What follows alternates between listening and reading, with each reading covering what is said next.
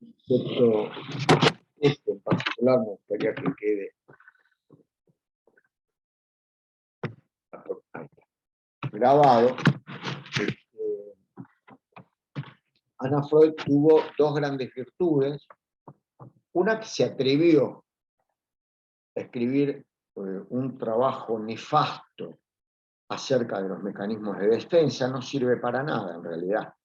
Lo único que sirve es que si tiene bastante espacio es para tomar nota de algunas cosas, si querés ir a la verdulería, etcétera, etcétera, escribís en los costaditos y para eso sirve, salvo un mecanismo, que es la identificación con el objeto para no perder al objeto. ¿Qué significa? Que en etapas tempranas, por ejemplo, al niño se le muere el perrito y el niño que ya alcanzó la bipedestación y camina, se pone de vuelta a gatear como el perrito y a ladrar como el perrito. Porque como perdió el perrito, él es el perrito. Salvo eso, hay que agarrar todo el artículo de los mecanismos de defensa de Anna Freud y tirarlos a la basura. Lamentablemente me va a escuchar mucha gente muy querida por mí, gente con quien supervisé y quiero mucho, Moisés Quijak, que tiene, yo en el consultorio de él, al lado, una carta de Anna Freud, él la quiere mucho, la quiso mucho, Anna Freud, yo no. La gran virtud que tenía fue llamarse Freud. Entonces, no es poca cosa llamarse Freud, escúchame. Yo tengo un amigo que se llama Freud, que es familiar de Freud, sobrino, este la sabe más que yo, esto porque es artista el tipo también, es sobrino, nieto, no sé qué, es un tipo macanudísimo, pero digamos que es un changüí llamarse Freud. Yo la convencería a mi vieja, de ser posible, que aparte de mi viejo, se case en segundas nupcias con alguien que se llame, está muerta mi vieja, pero en la fantasía que se case con alguien que se llame Freud, me gustaría llamarme Freud, ¿te imaginas? ¿A quién no le gustaría? Por eso la creatividad de Manuel, que estaba Freud en la sala de espera, me quedé fascinado por eso, pero bueno, está lindo, vieron la fantasía, entonces uno juega y se me fue un poco lo que tomé anoche y puedo hablarles a ustedes con un poquito más de claridad. La cosa es que el debate era una gran pelea entre Anna, la gran Anna, que con Strachey hicieron todo lo que es la obra de Amor Rortu, y Melanie Klein. Entonces ahí, como estaban todos los Salieris de Charlie, eran todos ahí con Anna Freud, Anna Freud, Anna Freud, Anna Freud, y el análisis de niños y Anna Freud era todo edulcorado, era buena. Anna Freud era buena, era buenita. Entonces todo el mundo la quería, a Anna Freud, porque era muy buena, no era buena, por empezar, en ningún sentido de la palabra. Pero por otro lado, la señora Klein tampoco. Pero lo que pasa es que la señora Klein no lo ocultaba. A la señora Klein uno la quería matar con ese carácter que tenía insoportable. Era una persona insoportable, pero una genia. Más hubiera querido Anna Freud trascender en la historia con la genialidad de la señora Klein. La influencia del pensamiento kleiniano va más allá del desarrollo de las líneas teórico-clínicas específicas y de las técnicas de análisis, sobre todo en niños y en psicóticos. O sea, uno de los motivos fundamentales por los cuales vale la pena en este seminario que nosotros podamos adentrarnos para ser serios en la obra de Klein es para poder pensar psicoanalíticamente y discernir psicoanalíticamente pacientes psicóticos. Entonces, desde el psicoanálisis, ¿cómo pensar? Desde el psicoanálisis, sin ninguna chantada, a un paciente psicótico. ¿Cómo tratar? Desde el psicoanálisis a un paciente psicótico. ¿Qué es tratar a un paciente psicótico? ¿Cómo abordar la fantasía en el paciente psicótico? ¿Cómo abordar la fantasía que subyace al delirio y a la alucinación?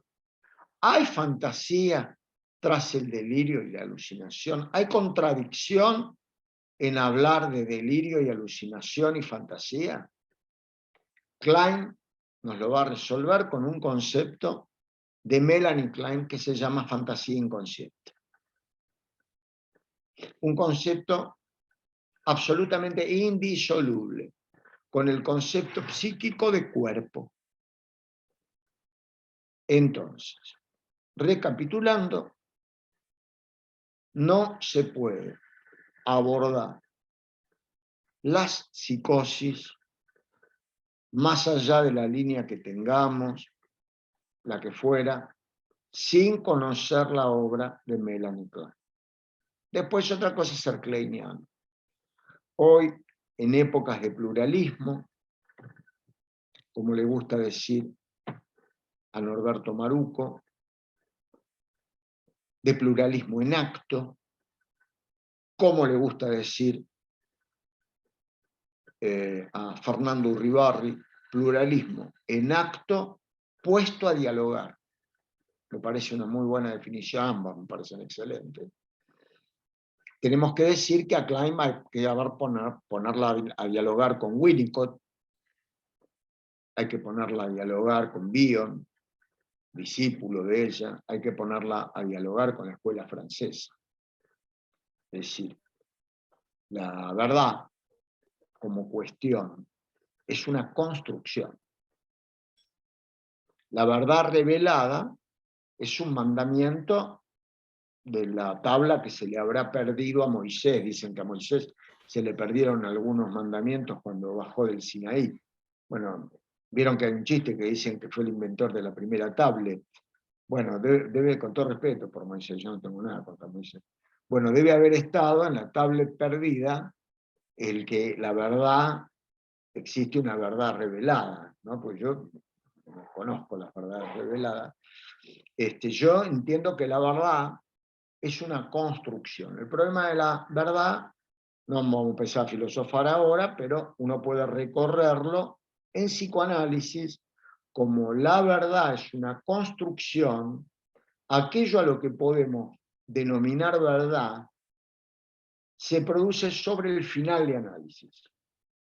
Y es siempre producto de construcciones del análisis acerca de la historia vivida por el sujeto, en términos de realidad del sujeto, no de recuerdo encubridor. Los recuerdos no sirven para nada. ¡Epa! Lo que sirve son los recuerdos que quedan subyugados dentro de la transferencia. El recuerdo es la transferencia. ¡Epa! Por eso hay que esperarla la transferencia. Porque lo que le pasa al paciente con el analista y al analista con el paciente es el recuerdo. Dice Freud en Más allá del principio del placer. La transferencia es el acting out. ¿Qué significa eso? La puesta en recuerdo, después sí, recordá que cuando yo era chico, mi papá me llevaba en el auto, qué sé yo, y un día delante de un lugar, que sos Verónica, a mí se me quedó el dedo agarrado a una puerta y tuvo que venir 700 personas a sacarme el dedo. ¿Qué te recordás? ¿Qué no te recordás? Lo que no te recordás, y después quizás se revive en la transferencia, con el analista, es que el que vino a abrirte la puerta no es quien vos esperabas, era tu papá. Entonces, luego en la transferencia, te recontracalentás con tu analista por algo en donde no se abre la puerta, o tarda en abrirte la puerta, o algo que ahí pasa en la transferencia, y es lo genuino, olvidado del recuerdo. ¿Se entiende? Porque todo recuerdo, que digo, me acuerdo, yo me acuerdo, además acá está la foto de que me acuerdo, todo es encubridor. Eso lo sabe muy bien, lo trabaja muy bien Estela. Todo recuerdo de que diga, me acordé, es encubridor. El verdadero recuerdo es la construcción del pasado infantil olvidado en transferencia.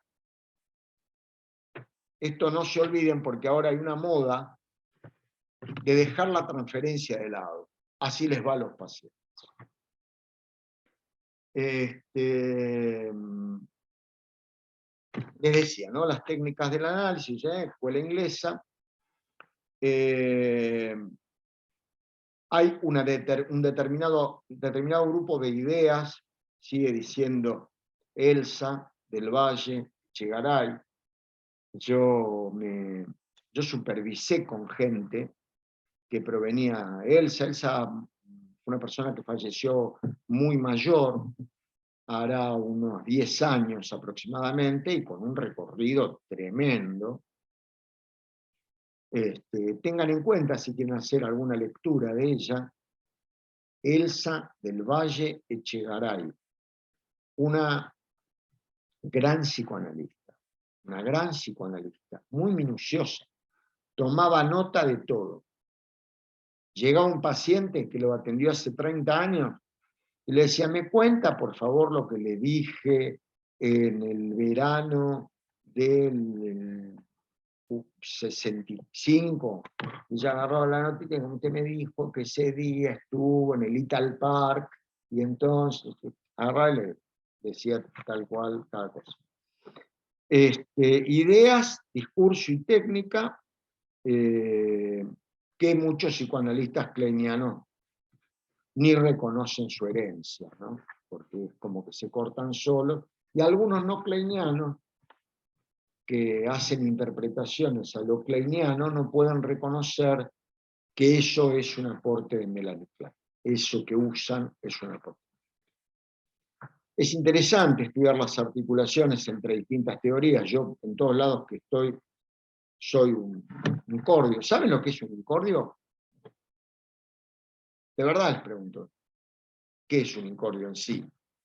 Pero concretamente en medicina, un incordio es un grano, pero que tiene un lugar particular en donde aparece, que es en los testículos. Duele, yo no tuve, ¿no? Pero hay pacientes que me han contado que tuvieron un incordio. Entonces cuando se dice un incordio es porque es algo que, imagínense, ¿no? Un dolor terrorífico. Entonces, el ser un incordio es que hinchar. Bueno, mi incordiosidad radica en joder siempre con la epistemología. Porque yo no creo en el pegoteo de teorías, sino en la articulación. Tienen que haber vasos comunicantes, como decía Thomas Kuhn, en lo que fue su doctrina acerca de los paradigmas, para poder decir en esto y en esto puede hacerse una articulación entre una teoría y otra. Y me parece que los puntos de articulación de los sucesivos autores que vamos a ir pensando está en la posibilidad de elaborar algunas ideas acerca del psiquismo temprano, es decir, del trauma psíquico temprano y sus efectos en el psiquismo posterior. Entonces, aspectos estructurales y dinámicos de la teoría kleiniana en términos de estructuras identificatorias. Uno puede llamar estructuras identificatorias a los objetos internos. Vamos despacio. Y aspectos disociados del self. Es decir, partes distintas del self, disociadas. Ya sea desde el punto de vista dinámico, en términos de interacción constante entre el mundo externo y el mundo interno, a través de los procesos de proyección e introyección. Se está diciendo claramente que hay una relación entre, en principio, el yo y el objeto. Una ampliación del concepto de yo es el concepto de self. ¿Cuál es la ventaja de utilizar en la escuela inglesa el concepto de self más allá del concepto de yo? Los distintos modelos de self incluyen, además del yo, al cuerpo, a los afectos, a la relación con los objetos. A los objetos y a la relación con los objetos. O sea que lo que puedo decirles, para que tengan en cuenta, es que el concepto de self es mucho más amplio que el concepto de yo. Y ese es un importante aporte de la escuela inglesa. El self, sea el verdadero, que se conoce con el nombre de true self, true, como es verdadero en inglés, o pseudo self o falso self, que en general son sinónimos, y que tiene distintas lecturas, por ejemplo en Winnicott, por ejemplo en otros autores, no es lo mismo. Entonces, ustedes van a tener que el concepto de self en Klein toma todos estos aspectos que yo les digo, el yo mismo, los afectos, los objetos y la relación de los objetos.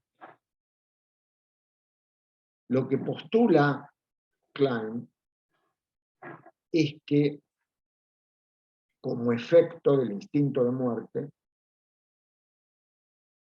el self está disociado en una parte buena y otra parte mala. Como tal, proyecta en el objeto esa disociación. Y por ende, siente al objeto disociado en un objeto bueno y un objeto malo. El mismo objeto, en un objeto bueno y en el objeto. Irreconciliables entre sí. Bueno, que no necesariamente responde a las características del objeto, sino a las atribuciones que el self le otorga. Por ejemplo, bueno es todo lo que me da placer, malo es lo que no me da placer. ¿Entienden? Y acá aparece un concepto fundamental de la obra de Melanie Klein, que es el concepto de objeto parcial. Porque el objeto así disociado es un objeto parcial. Yo siempre doy un ejemplo. La mamá se fue a buscar cargar la leche de la mamadera, o sea, para poder alimentar al bebé. El bebé no puede tolerar ese alejamiento. Entonces, en ese momento que la mamá se va, el objeto parcial, pecho, es malo. No importa para qué se fue. Importa que no está. ¿Entienden? Entonces estamos ante esta omnipotencia infantil que determina a partir de la presencia-ausencia las cualidades del objeto y el tipo de relación que tiene con ese objeto. La mamá se va y entonces es atacada con fantasías de destrucción producto del instinto de muerte. No es tolerable. La mamá vuelve, esto es muy importante para la psicosis y para los pacientes borderline. Estela lo conoce esto también como yo. Después va a venir un tipo más adelante, siguiendo esta línea, un irlandés, que va a hablar del conflicto de acercamiento-alejamiento. Pero no corramos. McDougall, como no podía llamarse de otro modo. En irlandés que se llama Mac y otra cosa. No es muy difícil. Sale en 1995 con un trabajo que voy a tratar de hacérselo llegar, está en inglés, en su momento, pero empezamos con esta línea. Ya y esto es fundamental, desde el vamos, para Melanie Klein, hay yo, de entrada.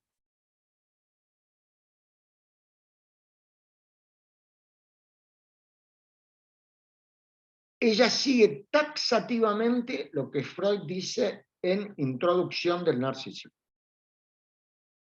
Al yo hay que desarrollarlo.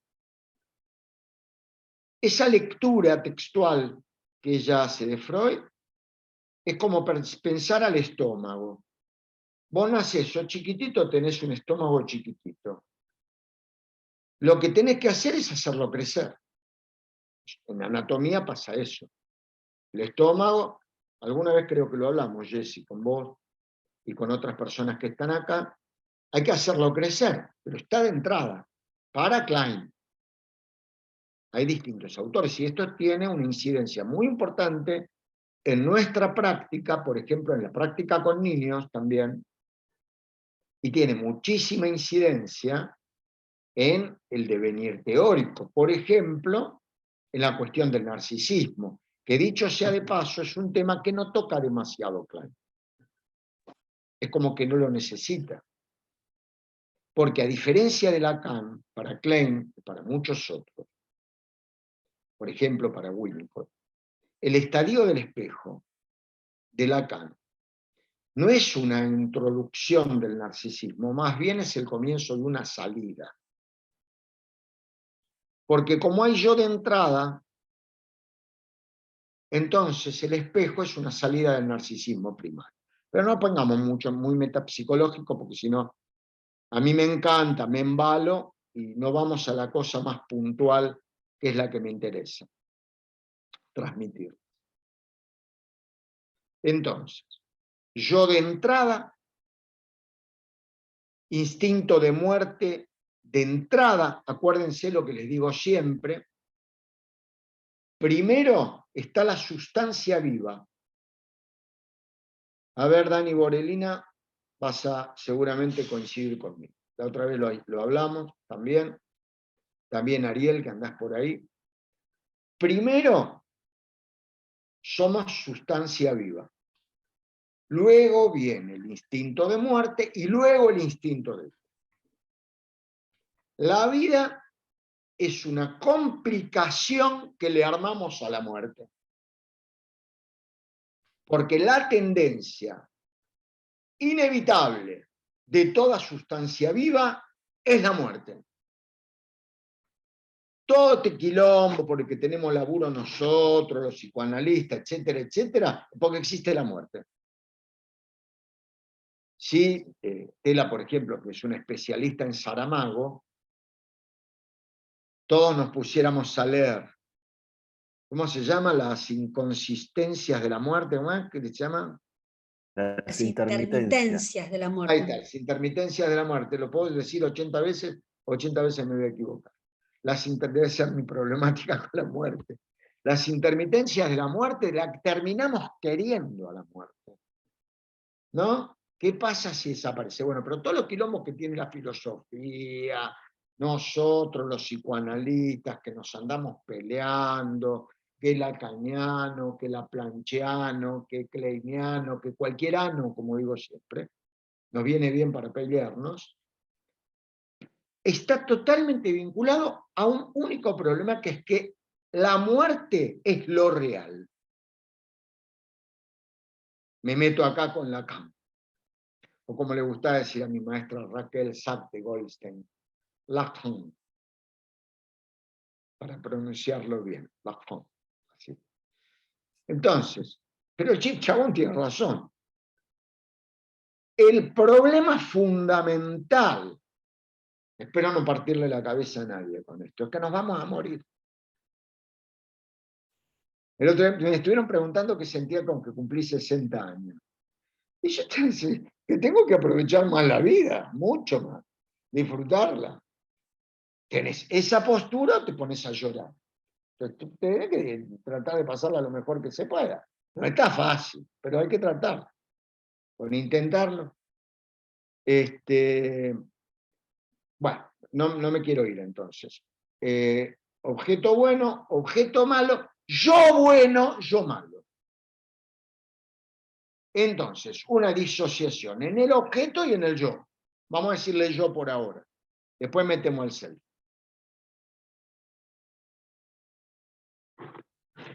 Por procesos, como dice acá Elsa, de proyección e introyección.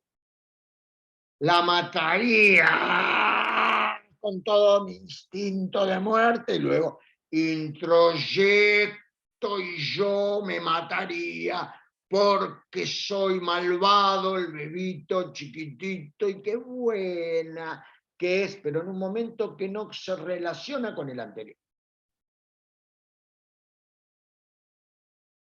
Trastornos disociativos, trastornos de la personalidad. Como les contaba el otro día, una sociedad muy importante, la Argentina e internacional de trastornos de personalidad, lo puse en el chat, lo leí en el chat que me mandaron, lo puse en el chat nuestro, me invitó a dar una charla sobre trastornos de personalidad. Yo, ¿de qué voy a hablar? De trastornos de personalidad y psicoanálisis. De trastorno de personalidad puedo hablar bastante, pero tengo esa mala costumbre de, como diría la gata Varela, de mezclarlo con el psicoanálisis, qué sé yo, son, ¿viste?, defectos que uno tiene. En el Tortoni, en octubre, no me acuerdo de la fecha, pero es en octubre. Y los trastornos de personalidad, por ejemplo, los trastornos disociativos. Por ejemplo, en la película Psicosis o en la serie Psicosis se ve muy bien que todo el mundo dice, está escrito en internet, en los libros, tipos que disertan acerca de la esquizofrenia y ponen como ejemplo al pobrecito, el tipo que hace de protagonista de la serie Psicosis. La serie Psicosis no se trata de un esquizofrénico. La esquizofrenia que también tiene que ver con un trastorno disociativo mucho más complejo, mucho más complejo. Pero Psicosis, el protagonista de Psicosis, tiene un trastorno disociativo identitario. Es decir, cuando es bueno, y cuando es malo, pero no se mezcla. No sé si se entiende. No es, ay, la verdad me levantó la voz, pero me quiere, es buena. Quiere que yo entienda. No, me levantó la voz. Mi educadora, mi mamá, mala mamá, me retó. ¡Ah! Mamá, está queriendo que yo no siga pidiendo uva, porque ya comí mucho, me voy a hacer mucha caca en el pañal. Pero me dice, mi amor linda, es buena, no importa que no voy a comer más uva. Es buena, no importa, me olvido que existe la uva y que me gusta tanto. Entonces, bueno, malo. No hay una integración. ¿Se va entendiendo? No es que es... la verdad que me jode tu actitud, pero me sirve. Amra, sos un jodido vos. Me traes quilombos epistemológicos y me arruinás la idea que tenía, carajo. Pero me voy a poner a leer a ver si puedo darte la razón, porque me interesa lo que me estás diciendo. Capaz, por ahí, algo de esto puede servir. Pónganle. Uy, qué buen tipo, qué va. Qué va. Es tan bueno que le voy a prestar un montón de guita. No me firmes nada. Después te cago. O sea, está lo bueno, pero no contemplas la posibilidad de un evento. Esto es clínica, ¿eh? Yo no le estoy hablando a ustedes de hipótesis surrealistas, de la clínica de todos los días. ¿Se entiende? Pero es muy importante entender que en esta primera posición del bebé, esquizoparanoide, es decir, esquizo es dividida, y paranoide es persecutoria. Lo bueno y lo malo, que son categorías, no se mezclan. No hay malo pero bueno, bueno pero malo. Hay malo sin preposición. No es y bueno. Es malo, bueno. Son momentos de desaparición. Cuando está lo malo, no está lo bueno. Cuando está lo bueno, no está lo malo. ¿Se entiende? Si ustedes en pacientes graves no advierten esto, van a tener serios problemas de ver resultados fundamentalmente en las urgencias. Y van a querer hacerle entender a un psicótico algo que no está en condiciones de entender. Hoy me escribe desde Europa un pibe que atiendo a la mujer, que hizo un brote abrupto en Bélgica. Y me pregunta, porque yo le dije, son 3 días de tal medicamento y vuélvanse antes. ¿Qué va a hacer? Me dice, sigue, está mejor, me dice, pero sigue alucinando. ¿Me escuchan? Porque me dicen que la conexión mía es inestable. ¿Se me escucha, Lu? Sí, sí. A ver, para. Sí, se ¿Se escucha escucha? perfecto. Sí, sí. Me dice, ¿qué hago? A ver. Alguien que me avise si se me escucha. ¿Sí? Háganme así con la cabeza. Sí, se te escucha, Dani. Bueno. Y yo le dije, seguile la corriente. Porque ¿qué actitud queda que no sea seguir la corriente? ¿Entienden? Entonces, no se puede confrontar en el momento psicótico agudo. Che, yo tengo mal internet, me parece. Espérenme un cachito que voy a abrir una puerta.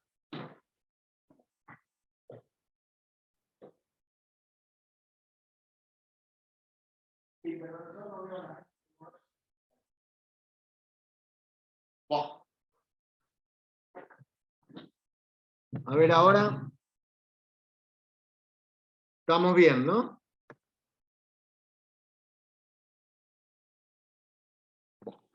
Sí, a vos se te escucha, Dani, se te escucha bien. ¿Sí? Bueno, sigo.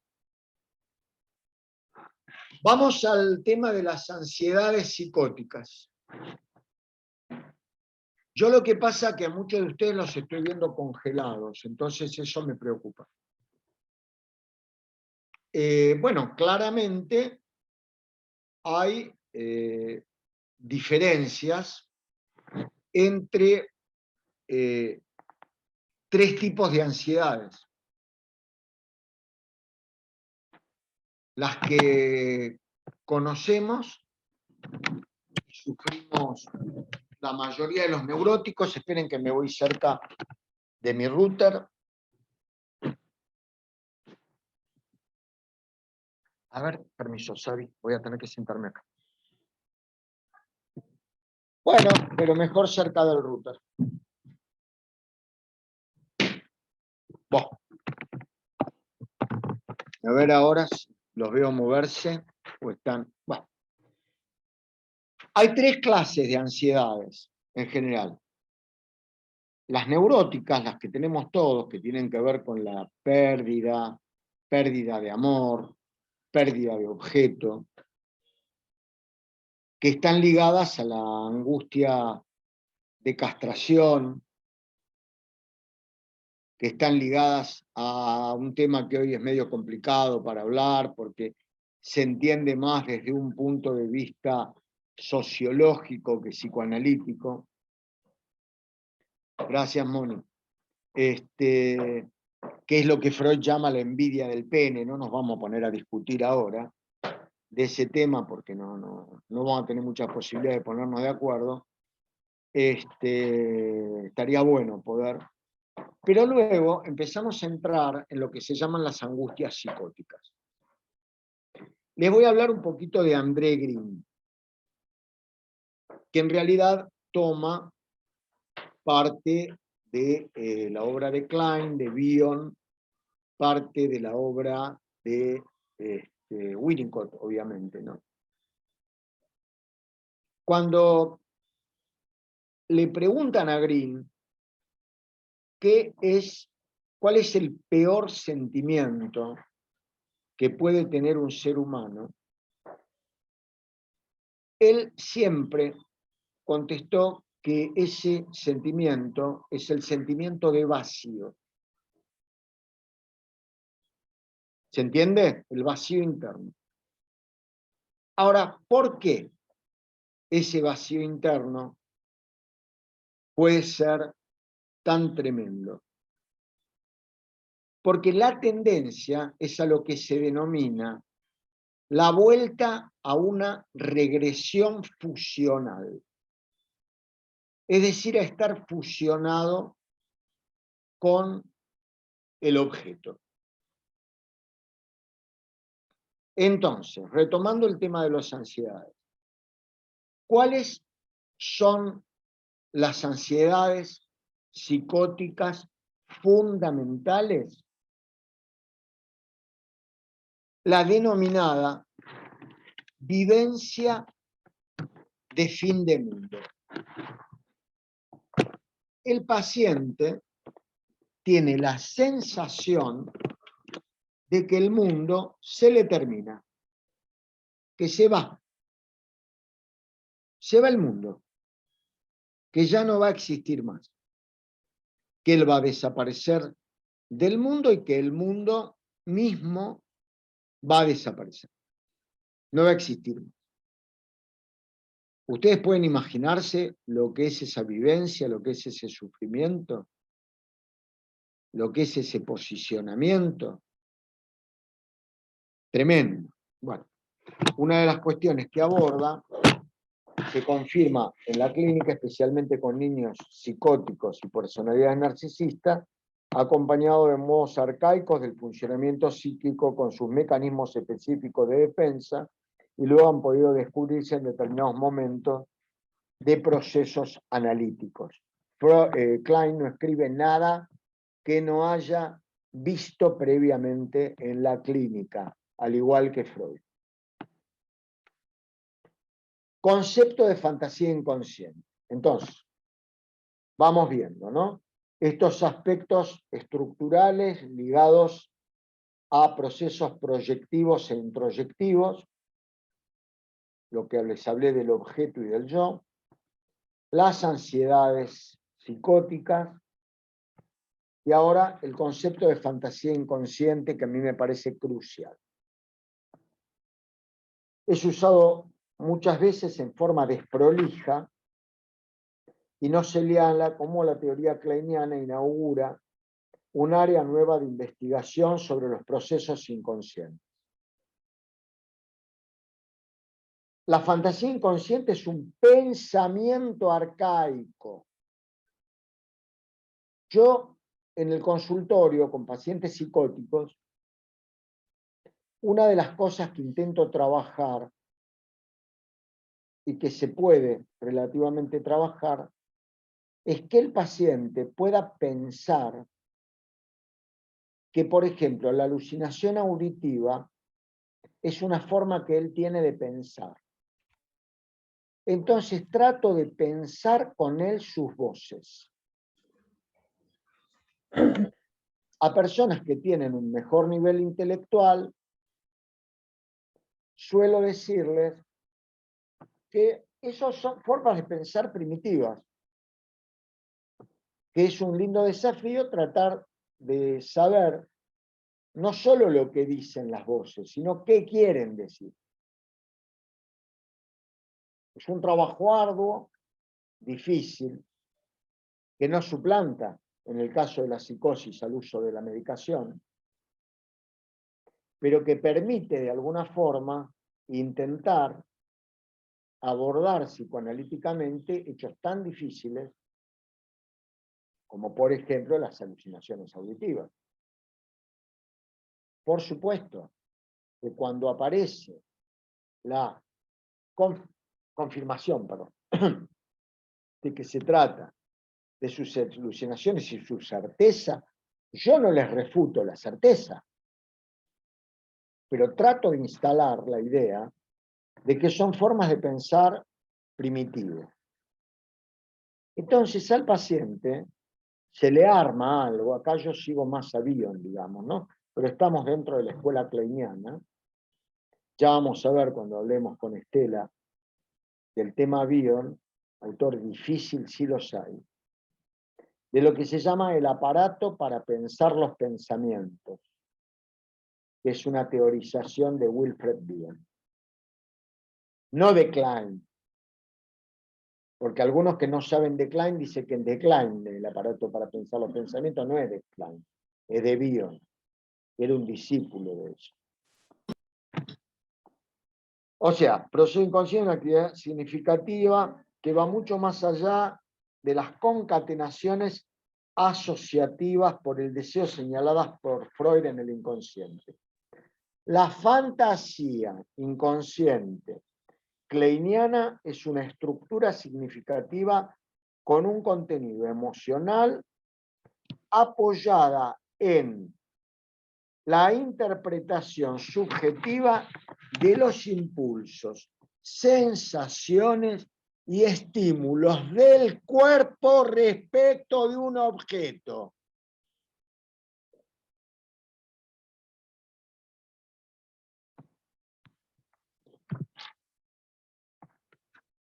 La fantasía inconsciente kleiniana, ¿por qué otros van a hablar de fantasía inconsciente?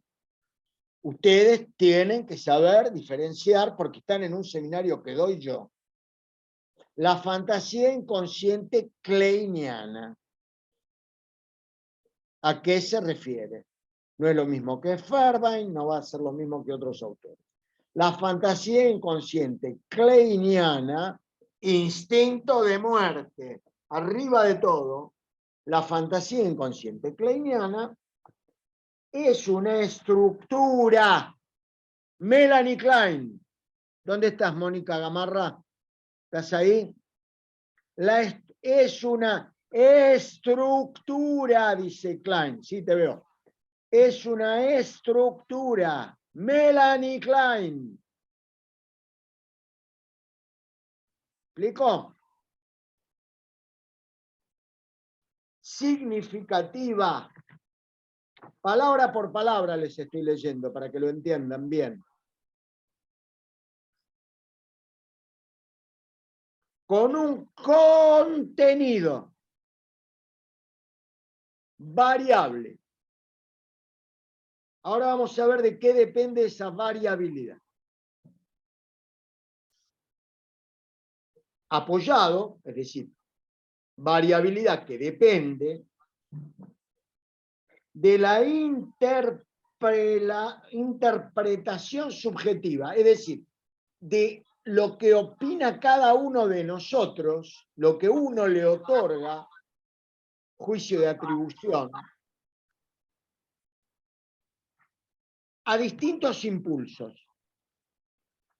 Impulsos o instintos, en la obra de Melanie Klein, o pulsiones, es lo mismo. Sensaciones y estímulos. Pulsiones, sensaciones y estímulos. Del cuerpo, siempre en relación a un objeto. Se dan cuenta que no es sencillo, no es cualquier cosa estudiar a un autor. ¿Qué dice Klein sobre la fantasía? La fantasía inconsciente, porque tiene una fantasía que está en el inconsciente. Bueno, está bien. Estamos de acuerdo. Pero, ¿y cómo es? ¿Qué incluye? Entonces, yo quiero que ustedes se especialicen en estos temas. Entonces, tienen que poder conocer la particularidad de la fantasía inconsciente en la obra de Melanie Klein. Ella aborda a lo largo de su obra los siguientes temas. Algunos temas van a tener que ustedes después buscar, porque no podemos leer toda la obra de Melanie Klein, porque necesitamos 80 horas que tenga nuestra clase. La teoría del funcionamiento mental temprano con un yo desde el comienzo de la vida, que experimenta angustia. A ver, vamos despacito para ir repasando. Vamos a repasar un poco inhibición, síntoma y angustia. ¿Quién siente angustia? A ver, hagan fila. El yo. ¿Estamos de acuerdo? ¿Cómo dice uno cuando uno está angustiado? Estoy angustiado. Entonces, ¿quién la siente a la angustia? El yo. Si partimos de una hipótesis de un yo temprano, desde el nacimiento, Raskowski decía desde antes del nacimiento, psiquismo fetal. ¿Qué siente el bebé? Angustia. Jodido, ¿eh? Más quienes tengan bebés chiquititos o nietitos o hijitos o sobrinitos. Los bebés sienten angustia. Es triste pensarlo de esta forma, pero es verdad. Uno lo ve en los juegos infantiles con los niños, que se angustian. Ayer le mostraba a un chiquito que habla rápido porque se pone triste de hablar de algunas cosas que pasan en el colegio. Se pone triste. Y que él cuando lo habla conmigo se pone triste conmigo porque siente que está hablando con la maestra. La transferencia. Él está hablando con la maestra cuando habla conmigo. Y entonces se pone triste con la maestra. Entonces vamos a jugar al revés. Yo soy él es la maestra. Entonces yo voy a tener voz de él y él tiene que tener una voz así chillona como tiene la maestra. Entonces, a ver, ¿dónde te vas a sentar? Yo puse la voz de él, la puse más masculina todavía. ¿Dónde te querés sentar? Piola, el pibe piola. Me dijo, en tu sillón. ¿En tu sillón? Dale, yo me siento en el piso. Bueno, entonces le dije, porque se había enojado en el colegio. ¡Ah, porque no me gusta! Dale, dale, ¿qué me dirías vos? Acá me avisa una cosa que hay música transmitiéndose. Yo no tengo música, pero debe haber música. Sí, acá en el fondo hay un poco. O sea, vos vas llevando los personajes, entendiendo el despliegue de la angustia, que luego jugamos a algunos juegos y se vio en el juego también, en un Jenga. Entonces yo le dije que, ¿qué tal si jugamos al Jenga nervioso? Entonces inventamos un juego que se llama Jenga nervioso. Y como la torre en el Jenga nervioso se cae antes. No se puede sostener. Por ejemplo, los chicos sienten angustia. Entonces establecen un funcionamiento mental temprano que está regido por la angustia y por las defensas frente a la angustia. Pero que no pueden ser las defensas propias del adulto porque el psiquismo es temprano. Entonces, todo lo que son las defensas disociativas,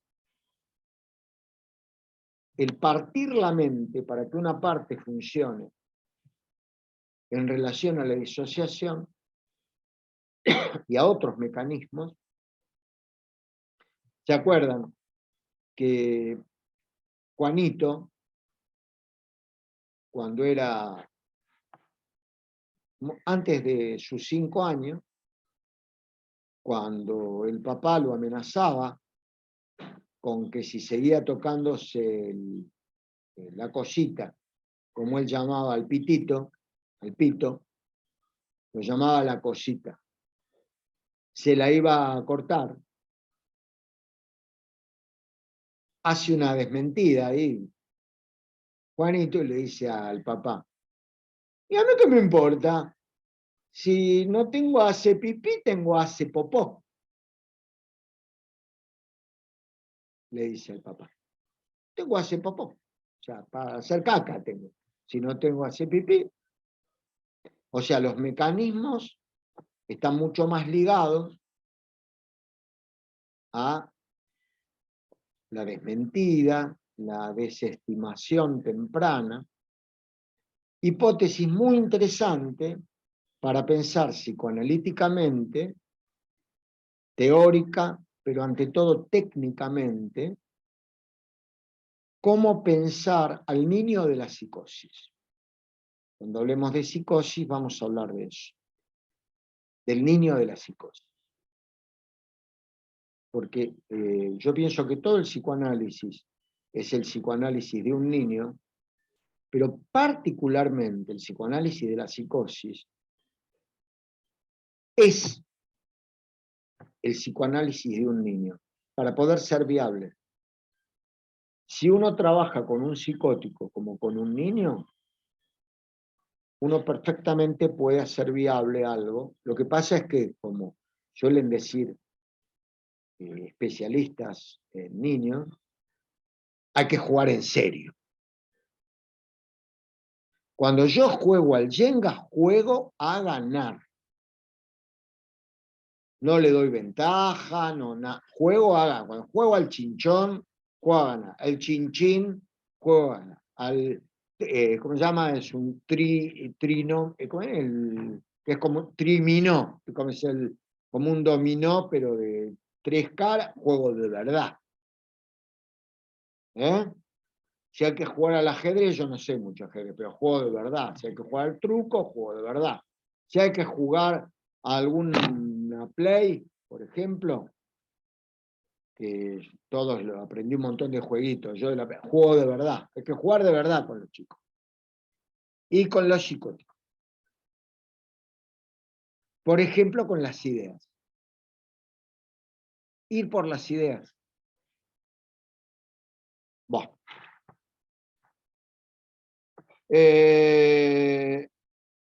La identificación proyectiva.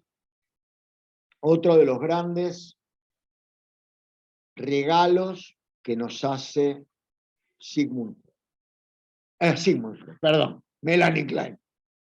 Me salió el hincha de Boca. Melanie Klein.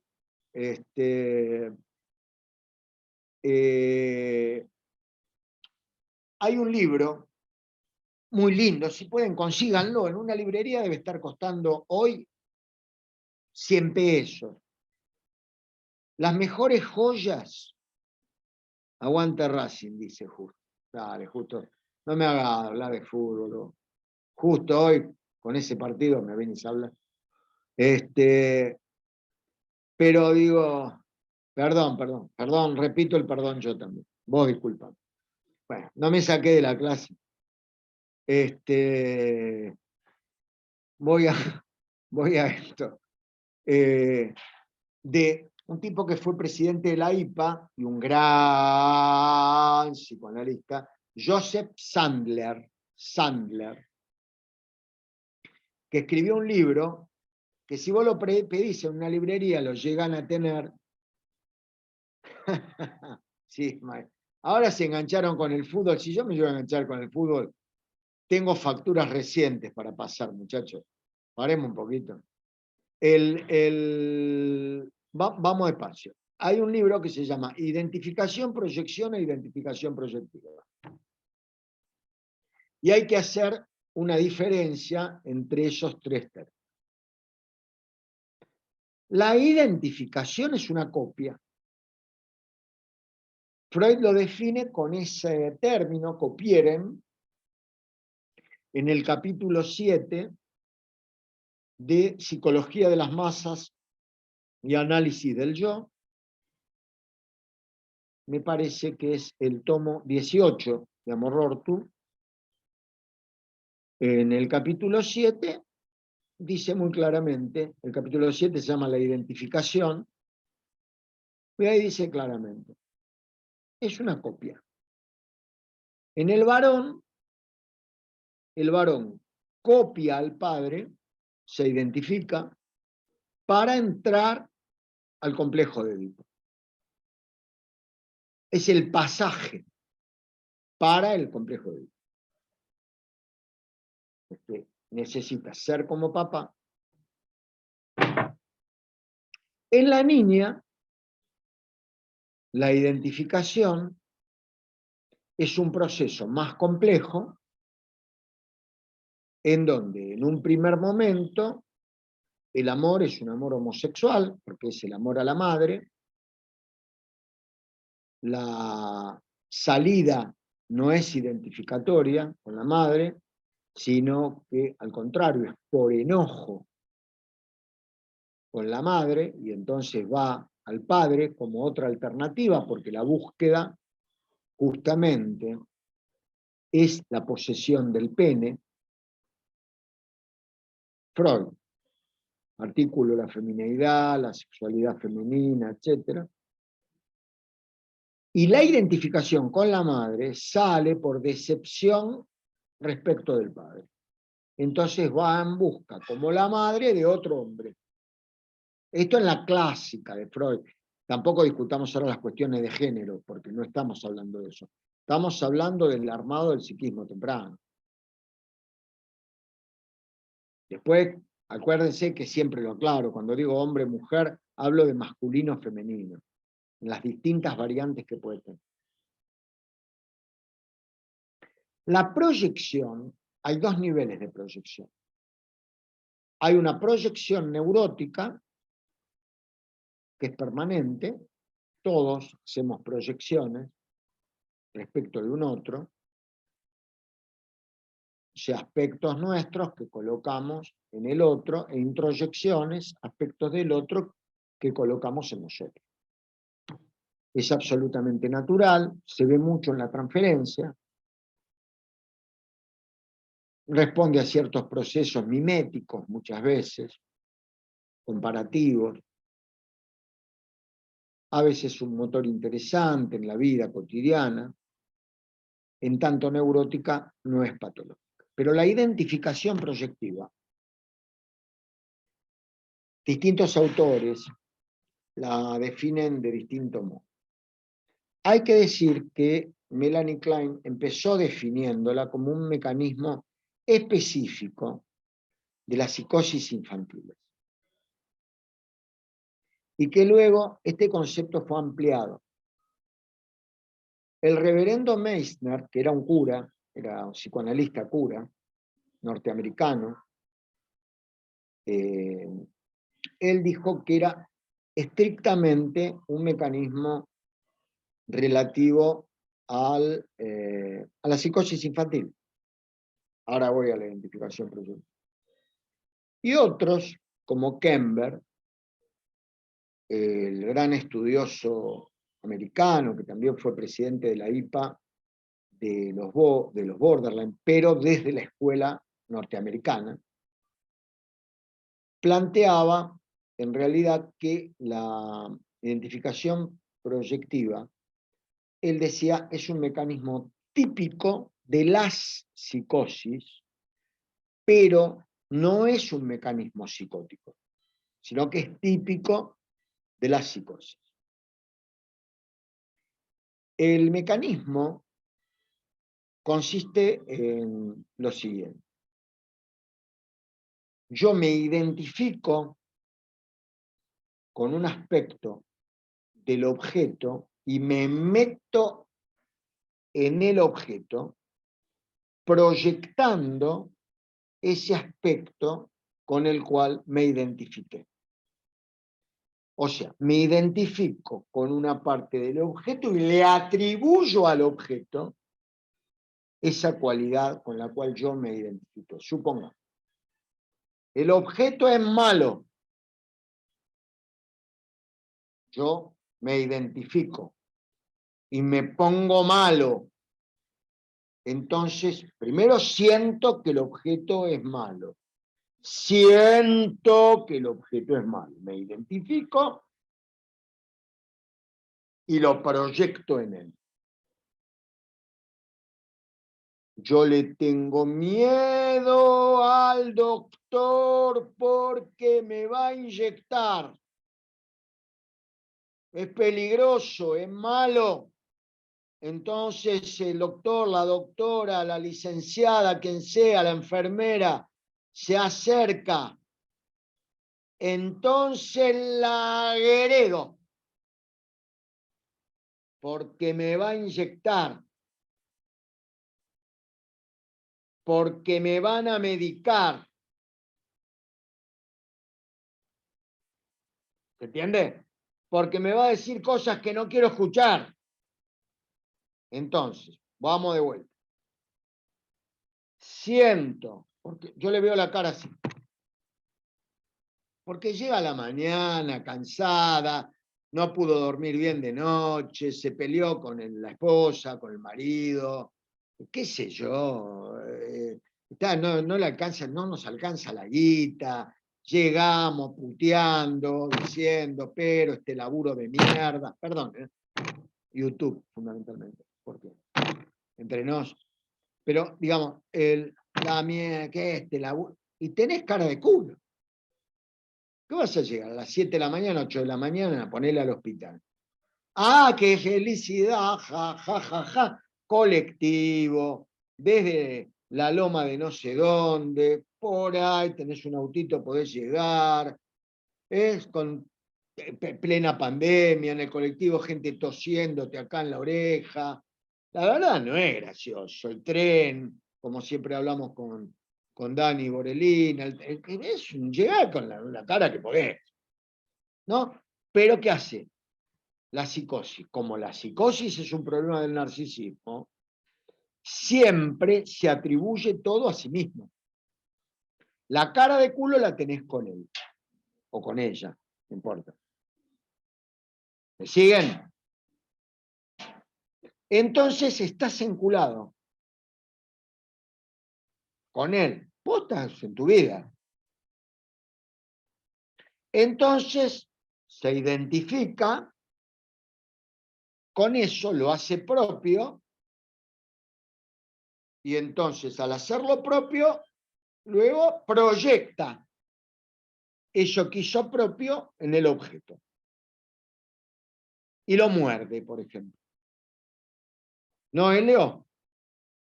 Y maltrata al objeto. Eso es la identificación proyectiva. No sé si se va entendiendo. Después podemos hablar 6 horas, como les decía, de la identificación proyectiva. Por eso, ¿por qué digo que no es paradójicamente un mecanismo psicótico? Porque para proyectar en el otro, tiene que haber cierto nivel de diferenciación yo-no yo.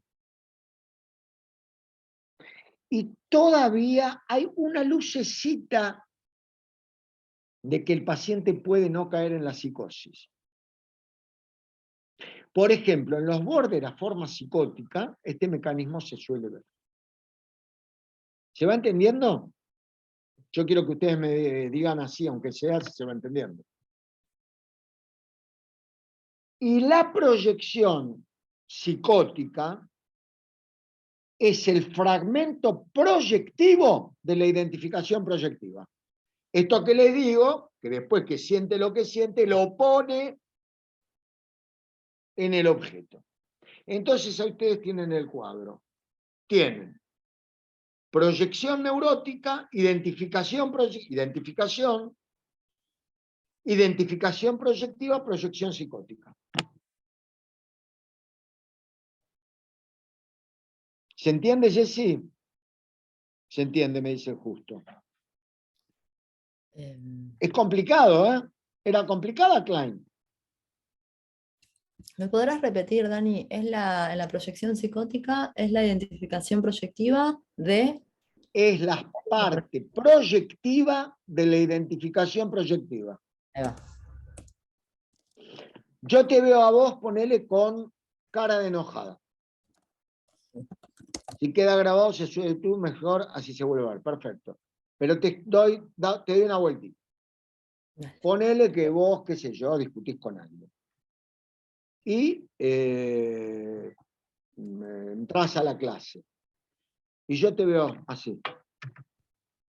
¿No? Sí. Y yo soy medio loco, ponele. Y digo, uy, Jessica está enojada conmigo. Sí. Identificación.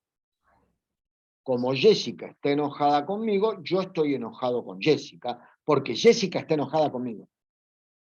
Okay. Hasta ahí la identificación. Esperá. Entonces, después, ponele, en un momento de la clase te veo que vos te levantaste a buscar agua. Ah, se va. Se va. Mirá. Está bien, yo tenía razón. Y te digo, ponele, ¿no? Vamos a jugar. Una escena así. ¿Por qué te vas vos? ¿Entraste con mala cara y te vas? Ese fragmento proyectivo es la proyección psicótica. Lo otro es identificatorio, pero es identificatorio a partir de una fantasía mía. Por eso, escuchen bien esto, hay muchos autores a los que les gusta llamar más proyección identificatoria que identificación proyectiva. A mí me sigue cerrando identificación proyectiva. Bueno, la teoría del instinto de muerte y su derivado, la envidia primaria. Entonces nosotros vamos a tener un continuo de lucha entre dos fuerzas que van a constituir el tema de la envidia primaria, que siempre tiende a la destrucción del objeto y la relación con el objeto, y el pasaje luego, más o menos a los 6 meses, de la posición esquizoparanoide a la posición depresiva, en donde en todo aquello que se sintió haber destruido al objeto, por odio, por envidia, va a dar paso a mecanismos que se conocen con el nombre de reparación. Hay una reparación normal y hay una reparación que se llama maníaca. Ojo con la manía. No hay nada peor que le pueda pasar a un ser humano que la manía. La manía es la peor de las depresiones, porque está tapada la manía. La manía tapa la depresión. En esto pone mucho énfasis José Trezesamsky, y hace muy bien en ponerlo, porque la peor de las depresiones es la que está tapada. Es mucho preferible, muy preferible, tener una depresión a que haya una manía que tape la depresión. Es doble el trabajo, triple. Entonces, cuidado con la manía. Por ejemplo, acá nos cagamos la risa mucho, nos reímos, hacemos chistes con Racing, con esto, con aquello. Está todo bien, entre paisanos, digamos. Pero esto, tengo un amigo entrañable que quiero con todo mi corazón, que se llama Sebastián Plut, gran psicoanalista, uno de los bebedores que estuvieron anoche en casa, y asadistas, amigos que estuvimos acá de joda, éramos como 20 personas. Dale, Julio, ahora vamos a esa buena pregunta después. Y a ver, pará, que ahora me olvidé por qué lo cité a Sebas, que no era por lo que comimos y tomamos anoche. Era por otra cosa. Bueno, que ahora no me la acuerdo. No me acuerdo, ahora me acuerdo de ustedes, de que estaba hablando, pero me olvidé, se me fue. Pero iba a decir algo que estaba citando, me acordé del asado, ¿qué quieren que les diga? No, me había venido a la cabeza por la pregunta, estaba hablando de la manía, de la depresión profunda, bueno, después vendrá. La depresión profunda es mucho peor que sea tapada por una manía que haya depresión. No cabe ninguna duda. Ahí está, me acordé. Siempre debatimos con Sebastián acerca de la cuestión del humor. Freud divide a la comicidad en 3 partes. Una es la comicidad en sí, como lo cómico en el carácter, en la personalidad. Otra es la cuestión del chiste y otra es la cuestión del humor. La comicidad la siente el yo, lo cómico. Algo que es cómico lo siente el yo. El chiste, dice Freud, tomo 5 de Amor Ortu, todo el tomo dedicado al chiste, es un aporte de lo inconsciente a la comicidad. Esa es la definición del chiste. Es un aporte de lo inconsciente a la comicidad. Y más adelante, no me acuerdo, el tomo es del año 27, debe ser tomo 19, ponele, el humor, por ahí anda. Dice, es un aporte del super yo a la comisión. Entonces el debate que tenemos es que yo le digo entonces malo, el humor. Tapa. Y él dice que no, porque si no, ¿cómo podés explicar que en momentos muy trágicos el humor, y está bien lo que él dice, pone como ejemplo, ¿cómo era esa película del papá que salva al nene en el campo de concentración, a partir del humor? Ahora no me puedo- La vida es bella. La vida es bella. Y uno se ve tentado a darle la razón. Pero yo un poco se la discuto esa, porque de alguna forma el humor superficializa. De alguna forma superficializa. Eso no significa que uno tiene que andar con mala cara, por decirlo de alguna forma potable, por la vida, pero creo que el humor merece, porque si no habría que admitir algo que para mí es inadmisible, que es que hay una porción del super yo benévola, digamos, ¿no? Y en otro momento puedo darles mi idea acerca de la no benevolencia, ni siquiera en el humor, por parte del super yo. Les decía entonces, la fase depresiva no termina nunca, dicen algunos, otros dicen que hay que esperar al final del Edipo, al Edipo freudiano, porque también otra de las ideas de Melanie Klein, que la vamos a estudiar con los borderline, es la idea de Edipo precoz. Es decir, que del mismo modo que los niños tienen un yo de entrada, también tienen un Edipo precoz que se juega con elementos distintos y que tienen que ver con la oralidad. Pechos buenos, pechos malos, la boca, que penetra la boca, que se sale de la boca, es decir, toda una especie de vínculo con la madre y con el padre, triangular a nivel de la boca.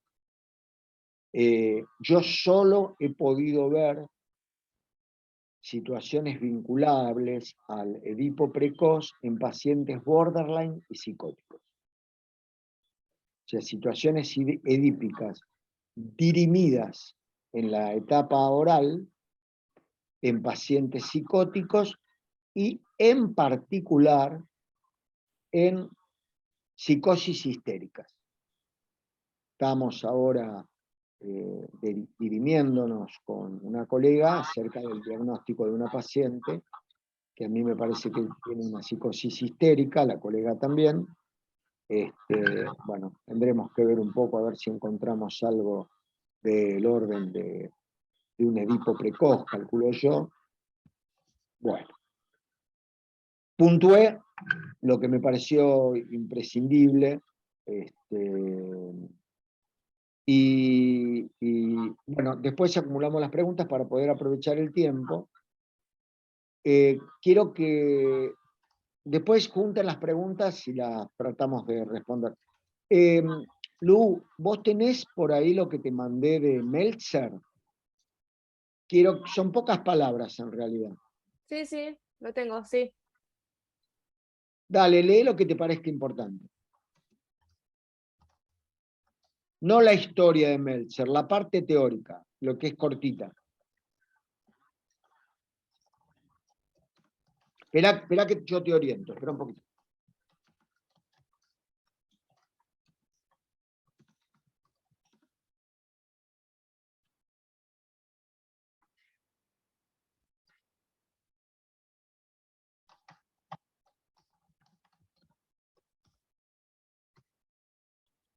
Bueno, mientras Daniel va y viene, donde se puede ver bien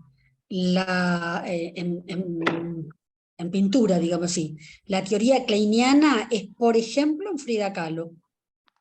Frida Kahlo, si ustedes observan, tiene siempre las dos Fridas, ¿no? Siempre está el espejo, digamos, ¿no? De ella misma, lo bueno y lo malo, ¿no? Bueno, hay varios. La columna rota, una pintura de ella que se llama, de hecho, La columna rota. La otra es esa, las dos Fridas, pero siempre ahí, en casi todos los trabajos de ella, se puede ver bien, claramente, la teoría kleiniana en pintura. Hasta inclusive, no me acuerdo cómo se llama la pintura, pero cuando ella pierde uno de sus embarazos que perdió, los bebés adentro de la panza de ella, todos dibujados, bueno, es bien kleiniano. El ejemplo, digamos, como para un ejemplo paradigmático de la teoría kleiniana, es Frida. Yo no sé si Frida sabía algo de Melanie Klein, pero los dibujos se ve claramente toda la teoría. Eso, nota de color. Buenísima, buenísima.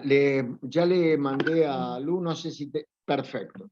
Les llegó. Les muestro las obras completas de este concepto de Klein, fantasía inconsciente general, o después te leo porque no alcanzo a ver toda la pregunta. Les muestro las obras completas.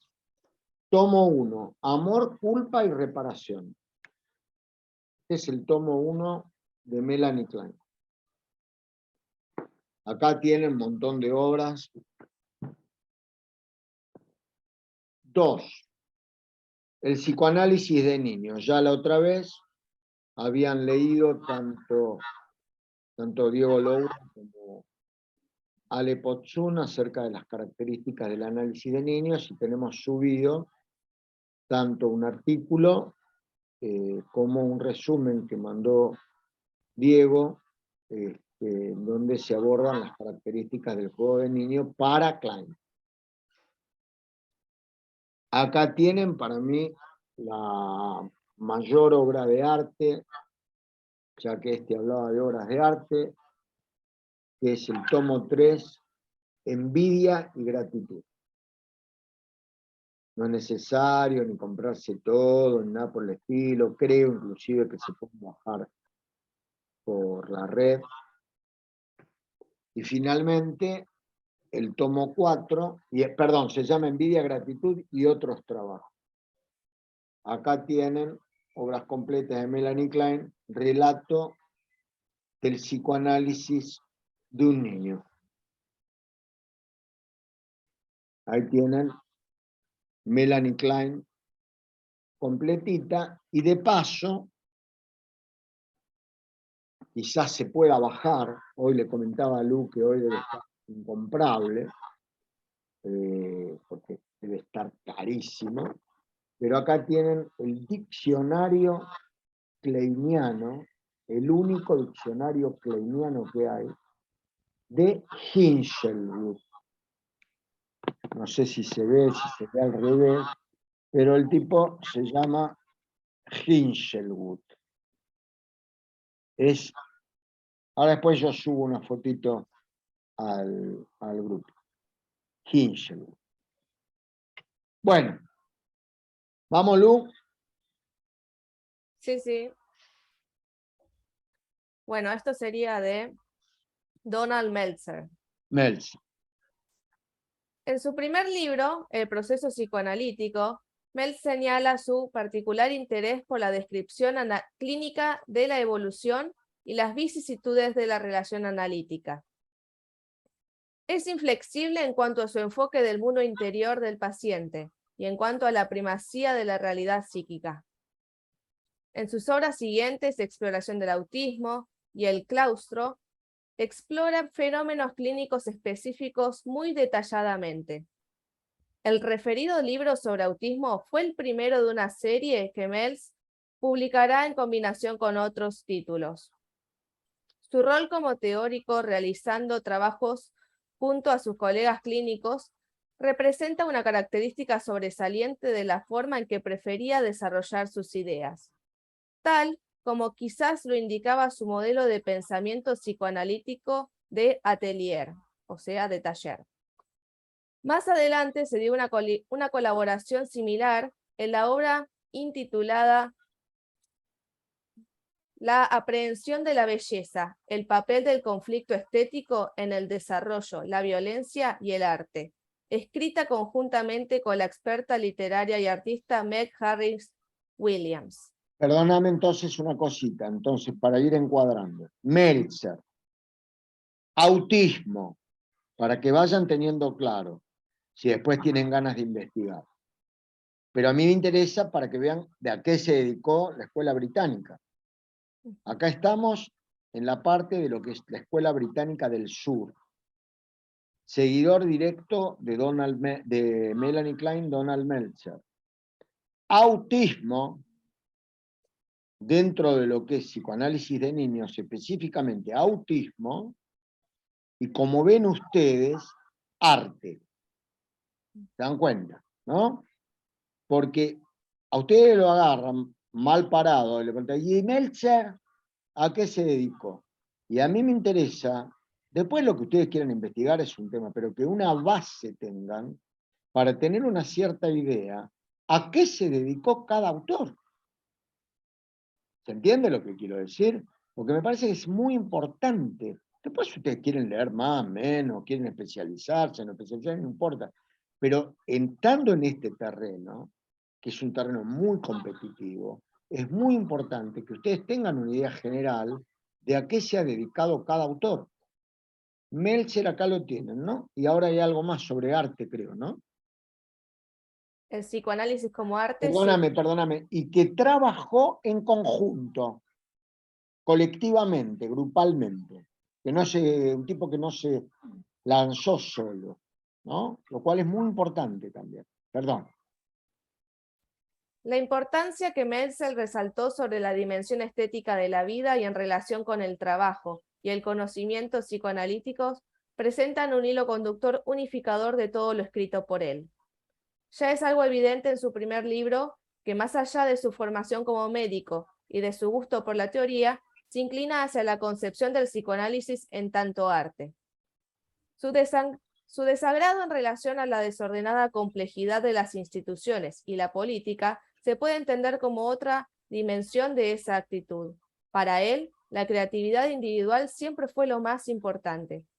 Sus libros, que prestan una atención explícita bastante escasa a otros escritores psicoanalíticos, en el caso excepcional de la obra de El desarrollo kleiniano, se desarrollan en la atmósfera de consultorio y en el vasto paisaje de las ideas psicoanalíticas a las que él reconocía como valiosas. Los lectores seguramente se sorprendan, se fascinen y seguramente se vean desafiados por su imaginación clínica y su comprensión de los procesos mentales, aunque por momentos sentirán la frustración que provoca la idiosincrasia de sus formas de pensamiento y su estilo de escribir. Hasta ahí. Bárbaro.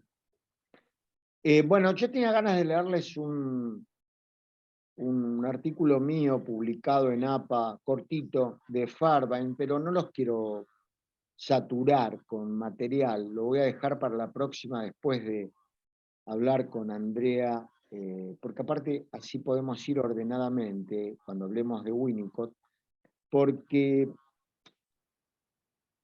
más adelante vamos a hablar con Estela de Bion, pero uno podría decir que tenemos un paneo bastante interesante de lo que son las escuelas británicas del sur, en donde la pulsión de muerte, o a decir de ellos, el instinto de muerte, toma una prioridad, digamos, en donde uno podría pensar Meltzer, desde una posición kleiniana, piensa al autismo como algo que proviene fundamentalmente del intrapsíquico.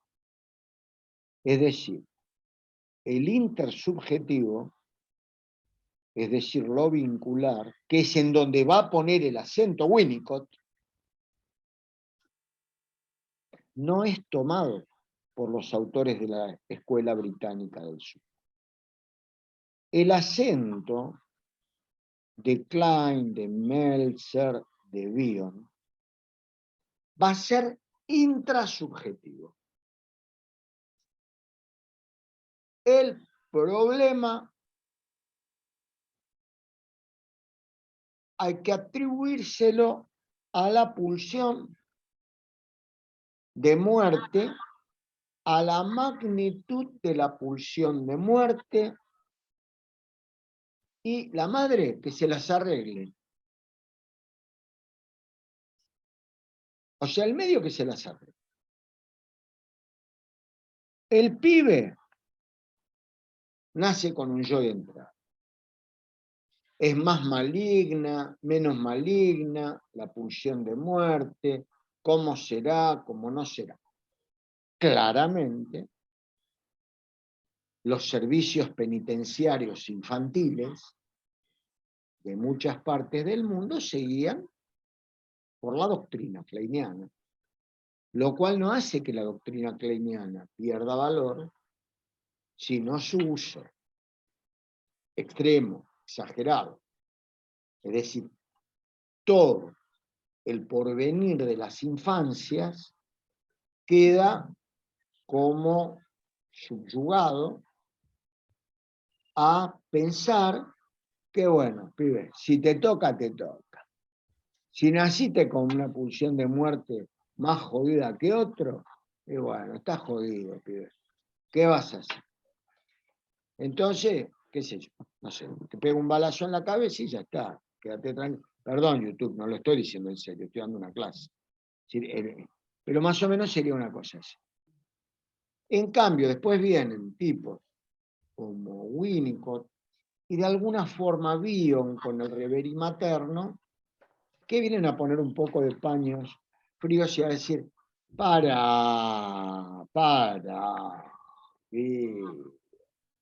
déjate de joder. La madre también tiene una función ambiental. Y dice, y la cosa, aunque no te guste, depende del ambiente, del handling, del holding y de la presentación objetal. Déjate de joder. Y después viene Bion y le dice, pero ¿cómo vas a decir eso, Klein? Yo te sigo con el instinto de muerte, pero no te olvides que la madre tiene una función que se llama de reverie, que es de ensoñación, en donde se puede conectar de inconsciente a inconsciente con el bebé, decodificar su instinto de muerte, metabolizarlo y devolverle los contenidos al pibe un poquito más morigerado. No me saques a la madre de todo este juego y me lo dejes al nene ahí en pelotas, pobrecito, ahí, librado a su pobre pulsión de muerte. ¿Entienden cómo se va armando? Así se va armando. Pero Klein, desde el punto de vista, me van a matar, si alguien llega a escuchar esto por YouTube me van a masacrar. Pero la gran señora Klein, con sus grandes aportes, mucho más inclinados al biologismo, sigue una línea más biologista.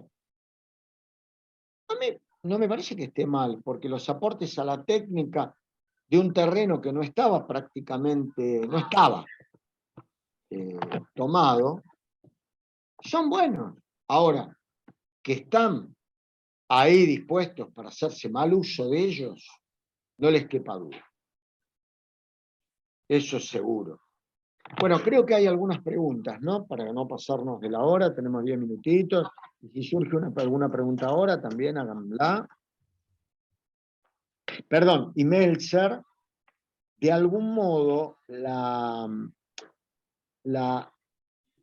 ¿cómo diría? La mengua porque de algún modo él dice, da una cierta idea vinculando al autismo, fundamentalmente, con la pregnancia, con la fuerza, con la importancia de la pulsión de muerte, que no lo llaman, a ser sincero, pulsión, Trieb, sino que lo llaman sistemáticamente instinto. Otro día que tenga ustedes más ganas de discutir, podemos dar esa discusión que tenemos eternamente con Estela y que podemos ampliarla, sobre instinto y pulsión. A mí me da lo mismo. Perfecto. Ahora vamos también a las 3 clases de ansiedades. Bueno, a ver. Che, Julio, ¿me das una mano con las preguntas?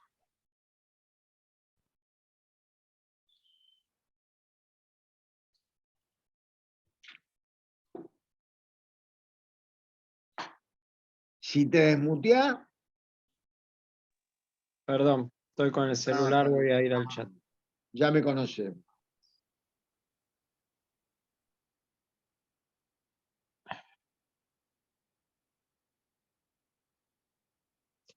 Bueno, a ver, voy leyendo lo que voy viendo, cualquier cosa me dicen. Dale. Mónica Gamarra pregunta, ¿o es una fase cíclica del espectro bipolar, la manía, que en definitiva siempre es una depresión? A O ver, sea, primero está bien encarada la... Si querés desmuteate, Mónica. Está bien encarada la pregunta, porque aborda desde el punto de vista... Sí, decime. No, perdón, pero mi pregunta viene de arriba porque Julio pregunta primero. ¿Siempre la manía es una depresión encubierta? Y yo entonces pregunto después. ¿O es una fase cíclica del espectro bipolar? Bueno. ¿Me entiendes? Ahí está. Podés responder las dos a la vez. No, está bueno, está bueno. Sí, sí. La primera pregunta es definitivamente sí. No hay ninguna demostración, ni por imágenes, ni por concentración de neurotransmisores, ni por la clínica profunda. Todos los maníacos, maníacos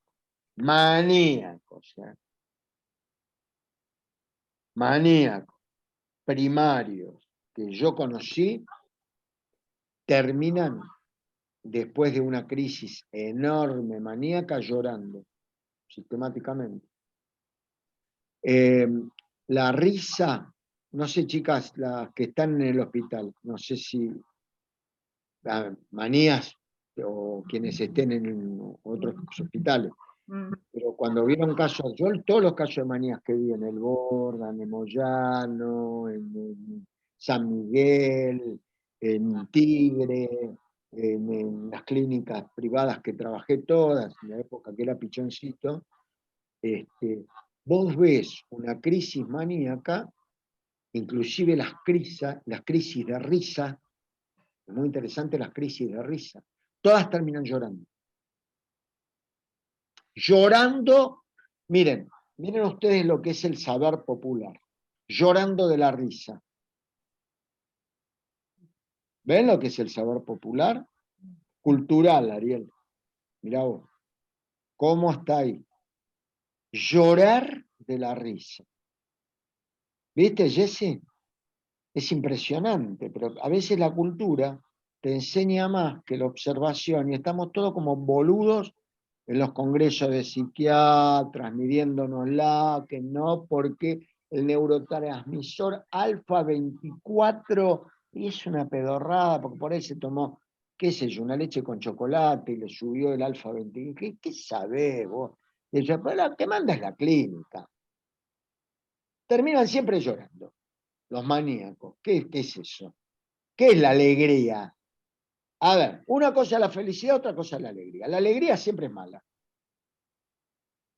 Hagan la lectura que quieran de lo que estoy diciendo. La alegría no es buena. La buena es la felicidad. La alegría es hielo seco. Se evapora. En cambio, la felicidad es consistente. ¿Saben quién dice esto? para despejarles cualquier duda de que esté hablando de otra cosa, Manes. El doctor Manes, el neurólogo, Ujú. más allá de la cuestión política y toda esa historia, toda la vida lo dijo. Yo no tengo ningún vínculo con él ni nada, pero les quiero decir, es inconsistente la alegría. La felicidad es otra cosa. Lo que tienen es justamente son formaciones reactivas, gravísimas. Toda mi vida he tratado las manías con antipsicóticos y antidepresivos desde el punto de vista farmacológico. Cuando le doy antidepresivos maníaco me quieren matar, pero yo le doy antidepresivos.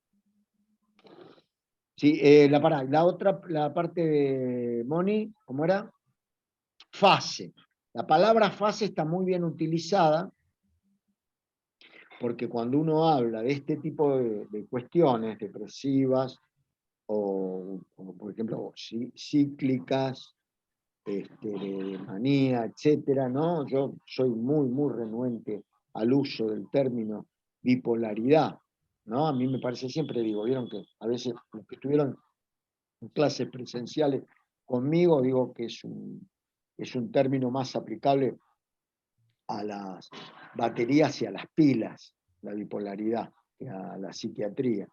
Una vez se me enojó una alumna cuando dije eso, porque iba a hacer su tesis de bipolaridad, pero me encanta la tesis que hizo ella, le puse 10 a la tesis, pero en el curso superior de médico psiquiatra, pero está bien lo que escribió ella, pero a mí no me gusta el concepto, es un problema mío. Pero sí es verdad que es fase, a diferencia de la esquizofrenia, que es brote, porque brote no es cualquier cosa. Todo el mundo dice brote, pero brote es la esquizofrenia, nada más. Cualquier cosa no es brote. ¡Oh, le agarró un brote! ¿Qué brote? Un brote de alergia le agarró, pero no es brote psicótico. El brote psicótico es el de la esquizofrenia. ¿Por qué? Porque luego deja de efecto. La persona no es la misma después de un brote, entonces tengamos mucho cuidado, porque somos científicos y porque somos profesionales, no idóneos. El brote deja de efecto en la voluntad, en el intelecto o en el afecto. Entonces, una psicosis esquizoafectiva propia del borderline no deja de efecto. Y el que dice que deja de efecto, que vaya a estudiar, antes de irse al carajo. Primero que vaya a estudiar. ¿Me explico? O sea que está muy bien usada y me gusta mucho que usiste la palabra fase.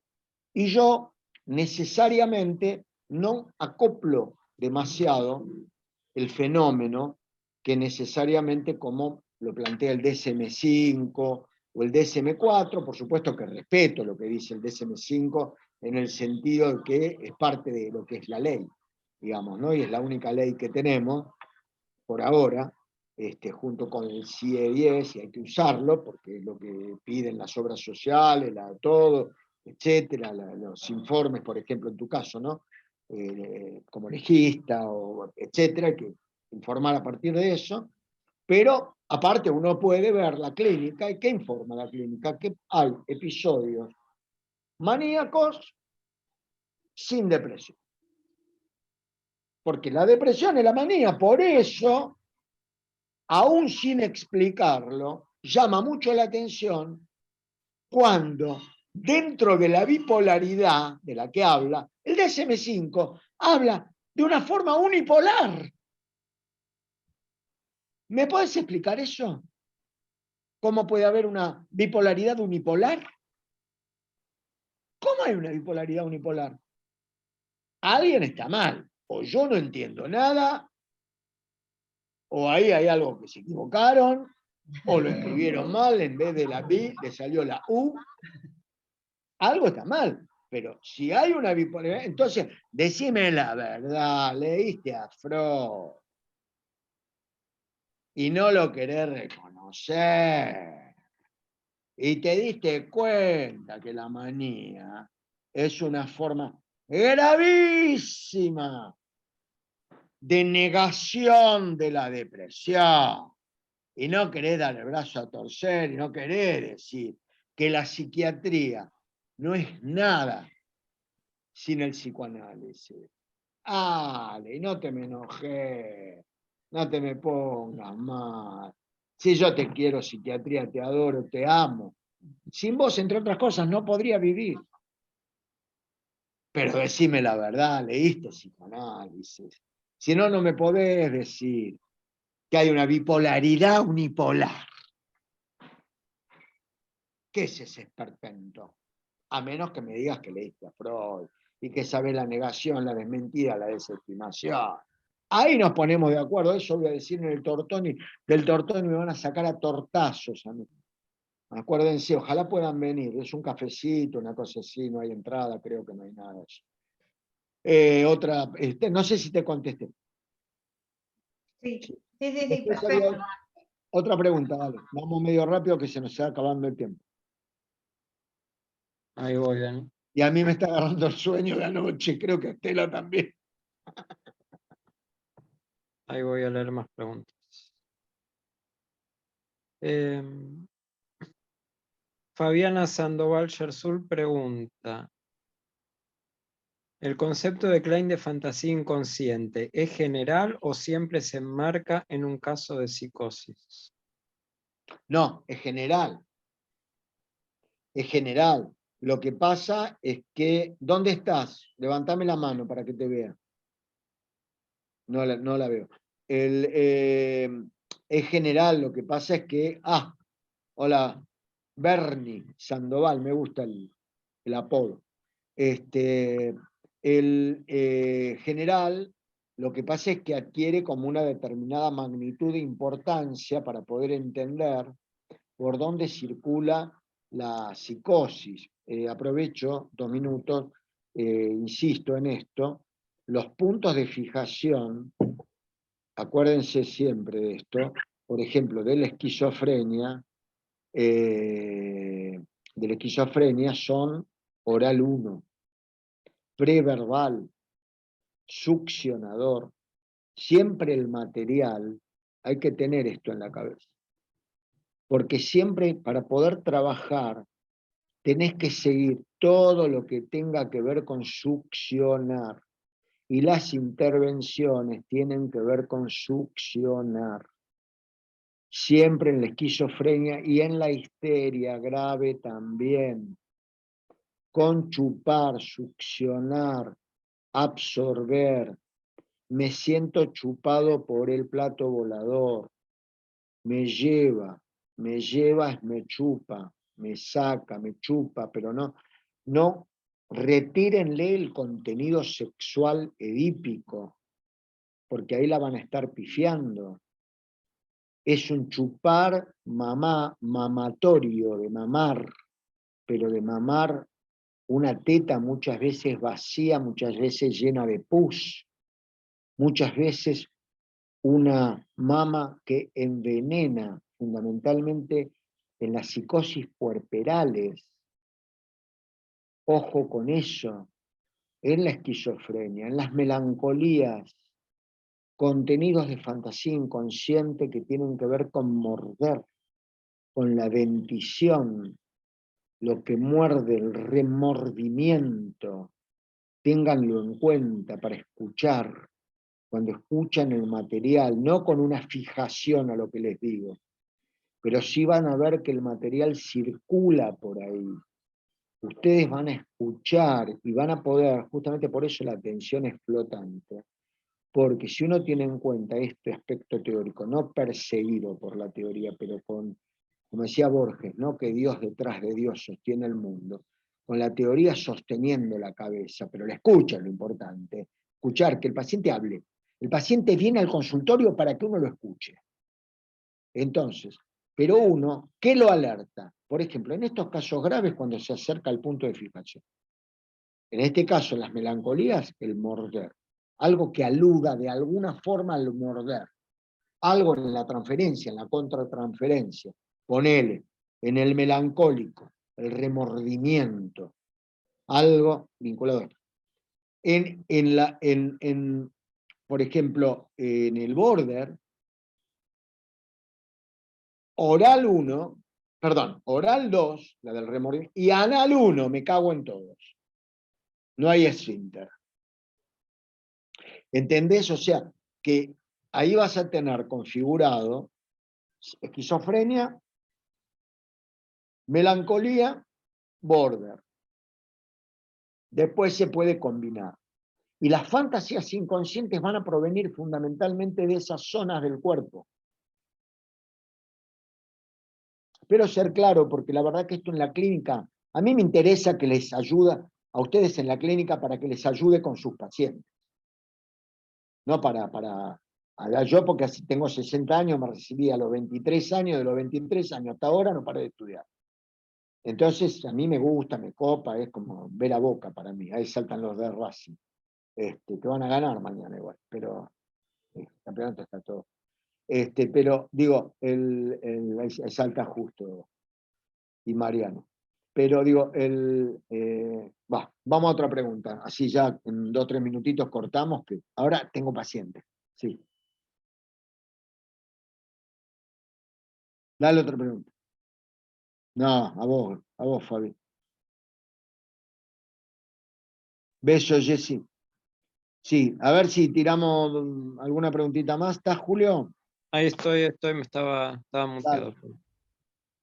Dale Pero, medio rapidito. bueno, leo una que veo ahí. Alejandro Potzun pregunta, ¿una fantasía inconsciente contada es una fantasía consciente o inconsciente? Inconsciente, porque lo que te cuentan tiene adentro, incrustada, una fantasía inconsciente. ¿Viste esto que acabo de decir de los puntos de fijación? En tu escucha, algo te alerta de que el paciente está circulando por algo que lo jode, más que otras cosas. Por ejemplo, no lo persigue cualquier cosa, lo persigue un objeto particular. Porque lo que pasa es que cuando voy a la panadería me aparecen las voces. No cuando va a la carnicería, a la panadería. ¿Por qué en la panadería? ¿Qué pasa en la panadería? ¿Pero quién? Me habla Juancito en la panadería.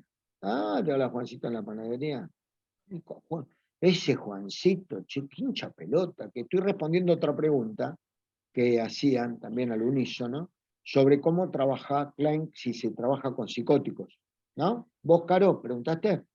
No me acuerdo quién, pero si se trabaja con psicóticos. ¿Quién? Yo pregunté, sí. La Nicoleta. Así se trabaja. Ah, ¿sí?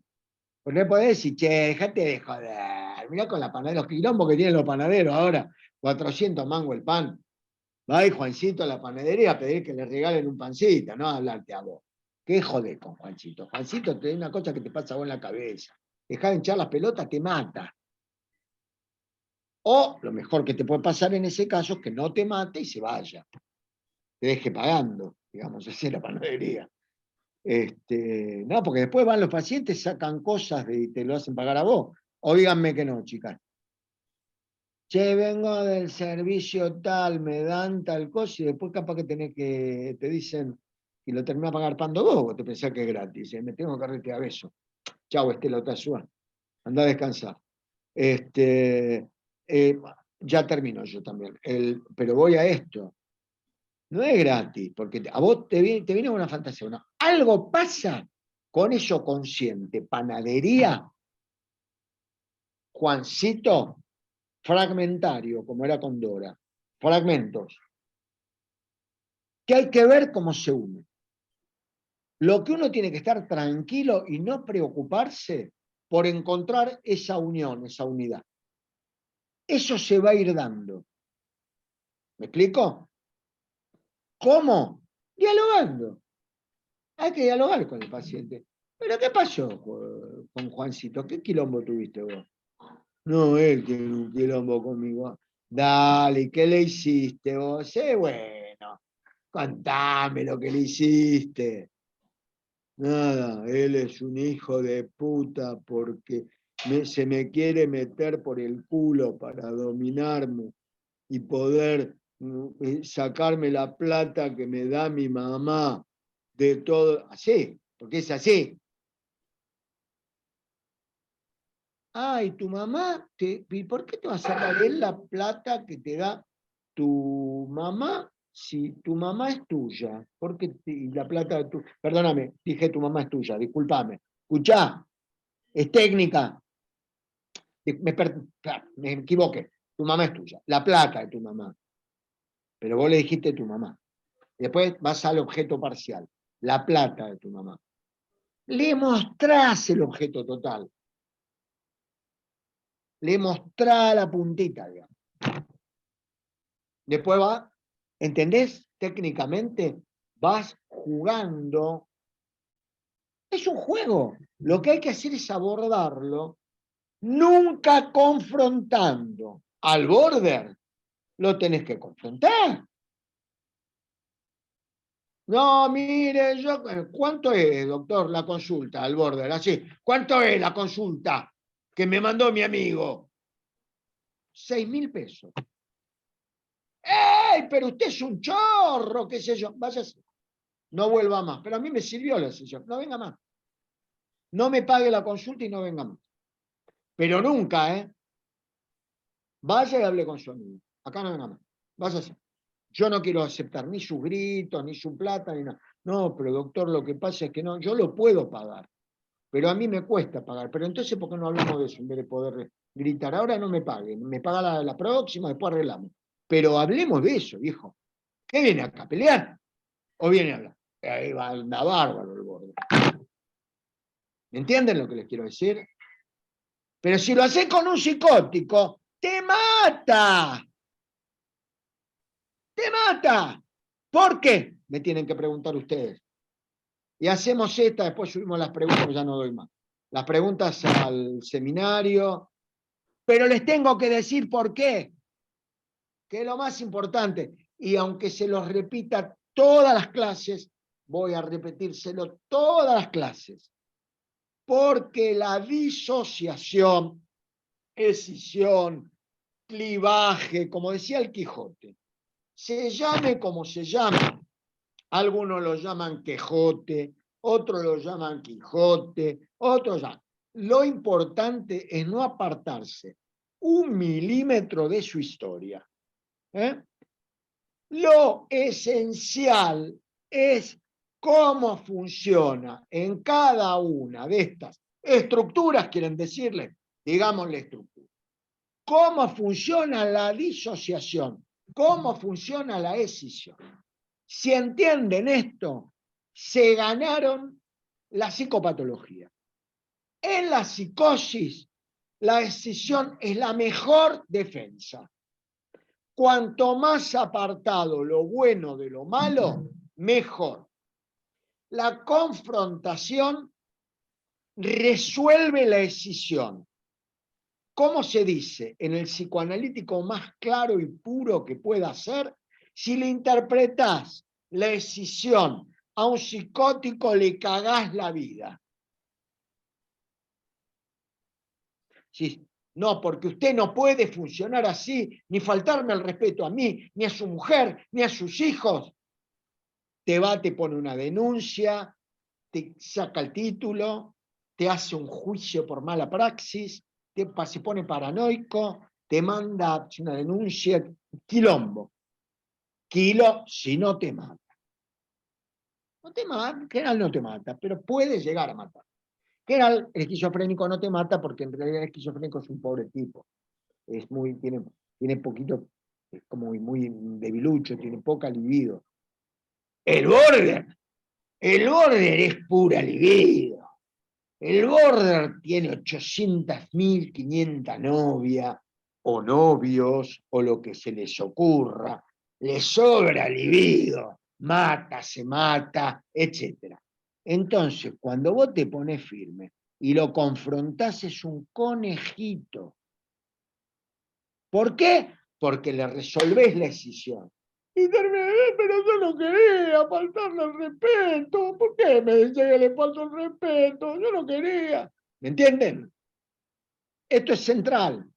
Entiéndanlo, porque esto en la clínica les va a servir. Les mando un abrazo grande y con Andre en 2 semanitas estamos en contacto con Winnicott. Besos Gracias, chao. a ustedes. A ustedes, chao. Gracias a ustedes. Chao, chao. Chao, Chao, chicos. gracias. Un abrazo, chicas. Adiós.